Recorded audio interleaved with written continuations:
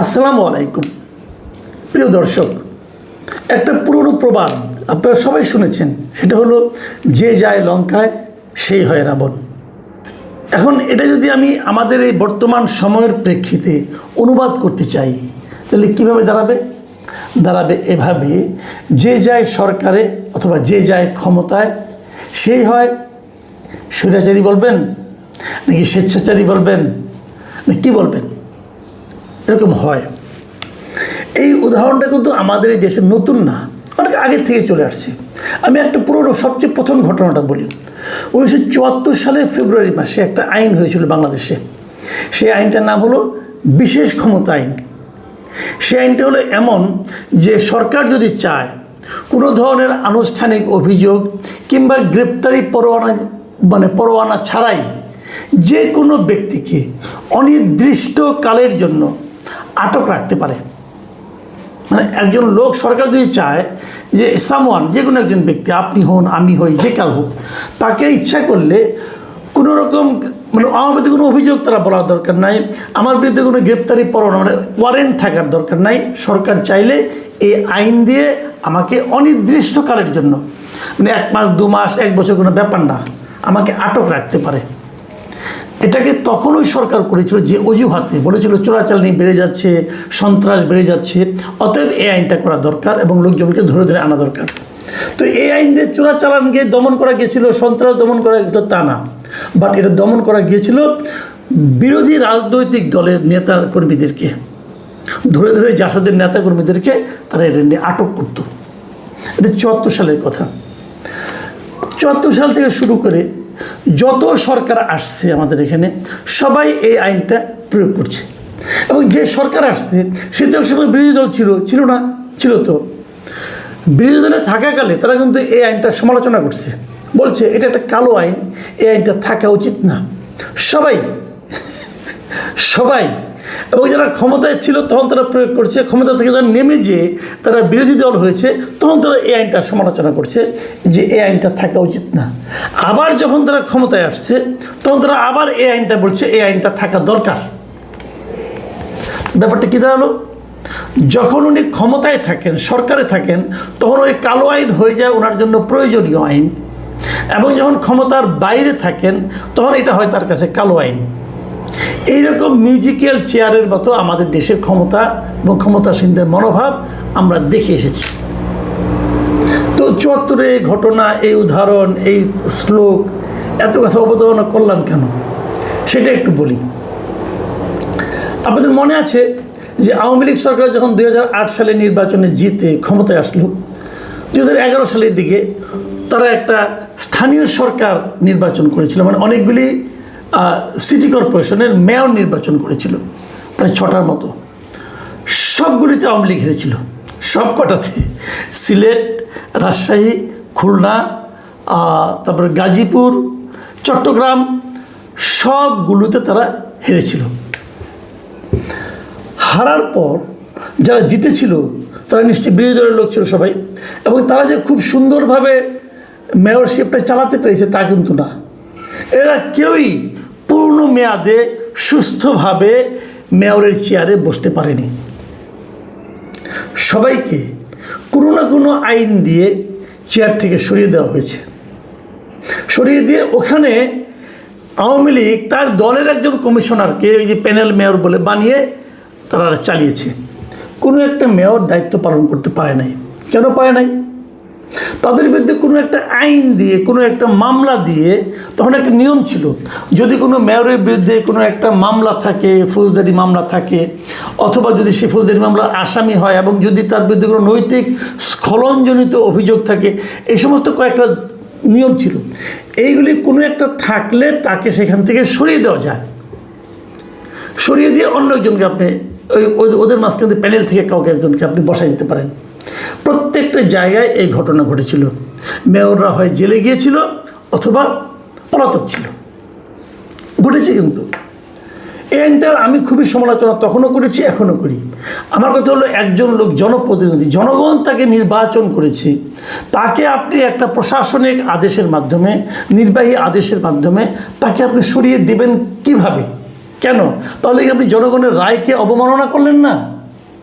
এটা উচিত না। একটা ছুতা নাতায় তো আপনি তাকে সরিয়ে দিতেই পারেন, এটা তো উচিত না। এই বিষয়টা যখন আমাদের অন্তর্বর্তীকালীন সরকার এলো, তারা এটাকে আরও নগ্নভাবে প্রয়োগ করলো। কীভাবে নগ্নভাবে প্রয়োগ করলো? তারা অন্তর্বর্তীকালীন সরকার দায়িত্ব নিল কবে? 2024 সালের 8ই আগস্ট। ঠিক তার 9 দিনের মাথায়, মানে 17 আগস্ট তারা কয়েকটা আইন করলো। এই আইনগুলি কী কী? আইনগুলির নামগুলি আমি বলি। আইনগুলি হলো স্থানীয় সরকার সিটি কর্পোরেশন সংশোধন অধ্যাদেশ। আইন মানে অধ্যয়ন তো সংসদ নাই, কিন্তু প্রেসিডেন্ট অধ্যাদেশ জারি করেছে। তবে স্থানীয় সরকার পৌরসভা সংশোধন অধ্যাদেশ, জেলা পরিষদ সংশোধন অধ্যাদেশ, উপজেলা পরিষদ সংশোধন অধ্যাদেশ, এই 4টা আইন তারা করলো। এবং এই 4টা আইনে তারা কী বললো? তারা বলল, আগে যেরকম একজন প্রশাসককে, একজন মেয়রকে, নির্বাচিত উপজেলা চেয়ারম্যানকে, নির্বাচিত জনপ্রতিনিধিকে, স্থানীয় সরকারের এদেরকে যেমন এখন একটা কারণ দেখিয়ে ছুতা নাতায় সরিয়ে দেওয়া যায়, এখন তারা দেখলো এতগুলি কারণ আমি কী করে দেখাবো। ওনারা কারণ দেখানোর মধ্যে ধারলেন না। ধার না দিয়ে ওনারা বললেন, মূল কথা হলো ওনারা বললেন যে যদি সরকার মনে করে যে বিশেষ পরিস্থিতিতে অথবা জনস্বার্থে এই জনপ্রতিনিধিদের বরখাস্ত করতে হবে, তাহলে তারা ইচ্ছা করলে করতে পারে। মানে কোনো রকম অজুহাত, কোনো রকম লেম এক্সকিউজ কিছুই দেখাতে হবে না। সরকার মনে করেছে যে বিশেষ পরিস্থিতি বা জনস্বার্থে। এখন বিশেষ পরিস্থিতি কাকে বলে বা জনস্বার্থ কোনটা, এর কোনো সংজ্ঞা কিন্তু এই আইনে দেখানো হয় নাই। এবং হয় নাই বলে তখন যে ঘটনাটা ঘটেছিল তা হলো 2024 সালে, মানে সেই যে আইনটা করলো 17 আগস্ট, তার ঠিক 2 দিনের মধ্যে 12টা সিটি কর্পোরেশনের মেয়র, 60টা জেলা পরিষদের চেয়ারম্যান, সারা দেশে সব উপজেলা পরিষদের চেয়ারম্যান, ভাইস চেয়ারম্যান, নারী ভাইস চেয়ারম্যান ও পৌরসভার মেয়রকে অন্তর্বর্তীকালীন সরকার অপসারণ করে। সব মিলিয়ে অপসারিত জনপ্রতিনিধির সংখ্যা হলো 1876 জন। এই 1876 জনকে এক নোটিশে অন্তর্বর্তীকালীন সরকার অপসারণ করে দেয়। তারা সবাই, এদের মধ্যে এমন লোক ছিল, যেহেতু আপনার উপজেলা পরিষদ এগুলোতেও আপনার সবগুলোতে একসঙ্গে হয় না, কোনোটা হয় তারপরে আবার মানে মেয়াদ শেষ হইতে আবার সময় লাগে, এক এক সময় হয়। এমনও দেখা গেছে মাত্র 15 দিন অফিস করতে পেরেছে, 15 দিন। এমন অনেক আমার কাছে আমার সঙ্গে বেশ কিছু উপজেলা চেয়ারম্যান, ভাইস চেয়ারম্যান, নারী ভাইস চেয়ারম্যান আমার সঙ্গে যোগাযোগ করেছেন। তারা বলেছেন, একজন আমাকে বলেছিলেন, ভাই মাত্র 15 দিন আমি বসতে পেরেছি। একজন বলেছেন খালি রেজাল্টটা হয়েছে, বসতেও পারি নাই। এখন এই এত টাকা খরচ করে ইলেকশন করেছে, ভোট পেয়েছে, সে এখন এক কলমের খোঁচায় নাই হয়ে গেল। কেন নাই? এটাতে প্রশ্নও করতে পারবে না। এটা কি কোনো সভ্য আইন হতে পারে? এই অসভ্যতা অন্তর্বর্তীকালীন সরকার করে গেছে 4টা অধ্যাদেশের মাধ্যমে। যাক, আগের সরকার, ওদের বদনাম বেশি করি না, আমি এখন বর্তমান সরকারের আমলে আসি। আপনারা জানেন যে অন্তর্বর্তীকালীন সরকার 133টা অধ্যাদেশ জারি করেছিল। সেগুলোকে আইন অনুযায়ী এই সংসদ অধিবেশন শুরু হওয়ার পর 1 মাসের মধ্যে তুলতে হবে, আলোচনা করতে হবে, পাশ করতে হবে, আর না হলে বাতিল হয়ে যাবে। গতকালকে কিন্তু আমি বলেছিলাম যে 98টা অধ্যাদেশ তারা হুবহু পাশ করতেছে, যা আছে তাই পাশ করবে। আর বাকি যে থাকলো যে কয়টা 35টা, সেই 35টার মধ্যে কিছু তারা একদম বাতিল করে দিয়েছে, এটা হবেই না। আবার কিছু তারা অধিকতরভাবে করবে এবং কিছু তারা আলোচনা করবে। এগুলো 3টা ক্যাটাগরিতে রেখেছি। কালকে আমি এগুলি যেগুলি বাতিল করে দিয়েছিল এবং অন্যান্যগুলি যে গণভোট যা নাকি তারা মানে তুলবে, কিন্তু আলোচনা মানে বাতিলই হয়ে যাবে বলা যায়, যেগুলো আলোচনা করেছিলাম সেগুলি কালকে বলেছিলাম। আজকে আমি 98টা নিয়ে, 98টার মধ্যে একটা নিয়ে আলোচনা করার জন্য বসছি। আসলে একটা না, 4টা। সেই 4টা কোনটা? এই এতক্ষণ যে আলোচনাগুলি করলাম, ওই যে বললাম যে 17 তারিখে স্থানীয় সরকার বিষয়ক 4টা অধ্যাদেশ সংশোধন অধ্যাদেশ হয়েছে, ওই 4টা নিয়ে। ওই 4টা কিন্তু 98-এর মধ্যে আছে, মানে এই 4টা পাস হবে, হয়ে যাচ্ছে, কোনো চেঞ্জ হবে না, যা আছে তাই পাস হবে। এবং এই 4টার মধ্যে কিন্তু ওইটা আছে যে সরকার চাইলে যদি বিশেষ পরিস্থিতির কারণে অথবা জনস্বার্থে যে কোনো স্থানীয় সরকারের প্রতিনিধিকে যে কোনো সময় বরখাস্ত করতে পারবে। তাহলে বিষয়টা কী দাঁড়ালো? বিষয়টা দাঁড়ালো হলো এই, আগামীতে যখন এইটা যখন আইন হয়ে যাবে, তখন আগামীতে যখন কোনো কেউ উপজেলা চেয়ারম্যান হবেন, যখন কেউ কোনো মেয়র হবেন, তিনি যদি অন্য দলের হন, সরকার বিরোধী কোনো দলের হন, সরকার ইচ্ছা করে 2 দিনের মাথায় তাকে বরখাস্ত করে দিতে পারবে। তাহলে ইলেকশন কে করবে? কেবল নিজের দলের লোকজন করবে। আমরা বলেছিলাম না, আমি আর ডামির নির্বাচন, স্থানীয় সরকারে আমি আর ডামির নির্বাচনের একটা ব্যবস্থা আইনগতভাবে পাকাপোক্ত করার চেষ্টা হচ্ছে। ইহা কি গণতন্ত্র? আমরা এটাকে গণতন্ত্র বলবো? আপনারা অন্তর্বর্তীকালীন সরকারের অগণতান্ত্রিক অনেক অধ্যাদেশ বাতিল করে দিলেন, এই 4টা রাখলেন কেন? আপনার পক্ষে যায় তাই? নতুন সরকার এসেছে, অনেকে আমাকে বলেন নতুন সরকার মাত্র দায়িত্ব নিল, এরকে সমালোচনা কেন করেন? আমি সমালোচনা করতে চাই না, বিশ্বাস করেন আমি চাই নতুন সরকারকে সমর্থন করতে। পাশাপাশি আমি এটাও তাদেরকে অনুরোধ করব, এমন কিছু করেন যেন সমর্থন করতে পারি। এটা কি সেই কাজ? এই কাজের সমর্থন কে করতে পারবে বলেন আপনি আমাকে? গণতান্ত্রিক মন মানসিকতা যার মধ্যে সামান্যতম আছে, সে পারবে এটাকে সমর্থন করতে? মির্জা ফখরুল ইসলাম আলমগীরের মিনিস্ট্রি এটা, ওনাকে তো আমি একদম ভদ্রলোক হিসেবে জানি। আপনি এরকম স্বৈরাচারী একটা আইনকে সাপোর্ট করতেছেন? কিভাবে করতেছেন ভাই? আপনার তো বয়স হয়েছে না, আপনার বয়স হয়েছে, আপনি এমন কিছু করেন যেন আপনার মৃত্যুর পরেও মানুষ আপনাকে প্রশংসা করে, যেন এই লোকটা গণতান্ত্রিক ছিল, এই লোকটা একটা ভালো কাজ করে গিয়েছে। এটা ভালো কাজের নমুনা বলেন ভাই। আচ্ছা বাদ দেন, আমি তাও বাদ দিলাম, ওনার কাছে আমি ব্যক্তিগত কোনো ওনার ভালো মানুষই চাই না, আমি ধরে নিলাম উনি একটা এই লোক। কিন্তু আপনি আমাকে বলেন আপনার দলের কি এটা আদর্শ? আসেন আমি 2টো পয়েন্ট আসি।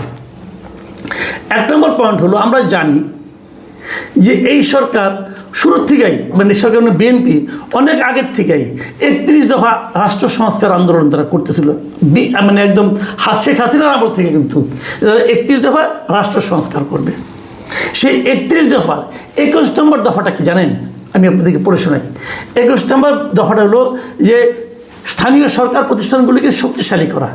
সেখানে বলা হয়েছে যে মৃত্যুজনিত কিংবা আদালতের আদেশে পদ শূন্য না হলে স্থানীয় সরকার প্রতিষ্ঠানে সরকারি প্রশাসক নিয়োগ না করা এবং আদালত কর্তৃক দণ্ডপ্রাপ্ত না হওয়া পর্যন্ত স্থানীয় সরকারের প্রতিনিধি নির্বাচিত প্রতিনিধিদের নির্বাহী আদেশের বলে বরখাস্ত বা অপসারণ না করার কথা না, মানে করা যাবে না। তারা কিন্তু নিজেরা বলেছে, যদি একজন স্থানীয় সরকার প্রতিনিধির মানে মেয়রের যদি তার মৃত্যু না হয়, তাহলে ওই পদে কাউকে তারা সরকারি লোক প্রশাসক নিয়োগ করবে না। অথবা যাদের মধ্যে মামলা আছে, মামলা হলেই অপসারণ করবে না, অপসারণ করবে না, বরঞ্চ যতক্ষণ পর্যন্ত দণ্ডপ্রাপ্ত না হবে, আদালত যদি তার বিরুদ্ধে দণ্ডাদেশ দেয় তখন তাকে অপসারণ করবে, এর আগে করবে না।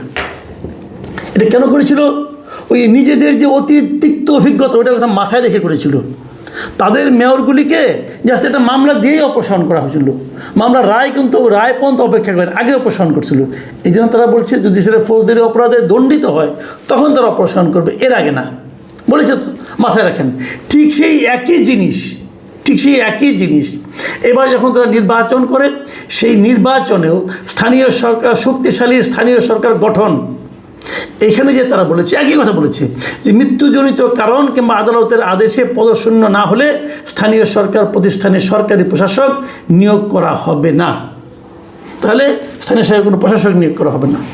এই সরকার প্রথম দায়িত্ব নেওয়ার পর যে অপকর্মটা করেছে, আমার বিবেচনা অপকর্ম বলছি আমি, সেটা হলো যে বিভিন্ন সিটি কর্পোরেশনে তার নিজস্ব দলীয় লোককে প্রশাসক হিসেবে নিয়োগ করেছে। প্রথমে 6টা, পরে আরও 5টা। এটা আপনি প্রশাসক হিসেবে নিয়োগ করলেন কেন? এটা তো আপনার 31 দফা তো যা বলছেন, আপনার মানে ইশতেহার, নির্বাচন ইশতেহার যা বলছেন তার ঠিক পুরো উল্টো কাজটা আপনারা করলেন। আপনি তো জনগণের কাছে অঙ্গীকার করেছেন যে আপনি প্রশাসক নিয়োগ করবেন না, করলেন কেন? দলীয় লোক নিয়োগ করলেন এই আলোচনা করি না, প্রশাসক তো নিয়োগ করেছেন, কেন করলেন? এর বাইরে জেলা পরিষদগুলিতে, সবগুলি জেলা পরিষদে আপনারা প্রশাসক নিয়োগ করেছেন দলীয় লোককে। কেন? জনগণের কাছে করা অঙ্গীকার এত দ্রুত ভাঙতে একটু চক্ষু লজ্জা হলো না আপনাদের? একটুও না? আমরা আপনাদেরকে একটা গণতান্ত্রিক শক্তি ভাবতে ভালোবাসি। আমাদের সেই যে চিন্তাটা, সেই আকাঙ্ক্ষাটা আপনাদেরকে ঘিরে, সেটা অন্ততপক্ষে কয়েক মাস ধরে রাখেন ভাই, কয়েকটা মাস তো ধরে রাখবেন। আমি বুঝি না। প্রিয় দর্শক, আপনারা কি বুঝেন? আল্লাহ হাফেজ।